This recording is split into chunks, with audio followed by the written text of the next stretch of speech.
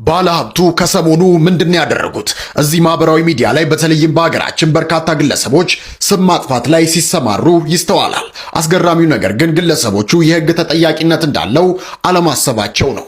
በማህበራዊ ሚዲያ ላይ በተለይም በቲክቶክ መንደር ላይ የምትታወቀው ሄለን ደሳለኝ የተባለችው ግለሰብ በታዋቂው ባለሀብት አቶ ወርቁ አይተነው በተመሰረተባት ክስ በኖርዌይ ፍርድ ቤት የቅጣትና የእገዳ ውሳኔ ተላልፎባታል ተብሏል። በሁለቱ አካላት መካከል በነበረው አለመግባባትና በማህበራዊ ሚዲያ ላይ በተሰራጩ የሐሰት ውንጀላዎችና የተለያዩ ስም ማጥፋት መረጃዎች ሳቢያ ባለሀብቱ አቶ ወርቁ አይተነው ጉዳዩን ወደ ህግ በመውሰድ በኖርዌይ ፍርድ ቤት ክስ መስርተው ነበር።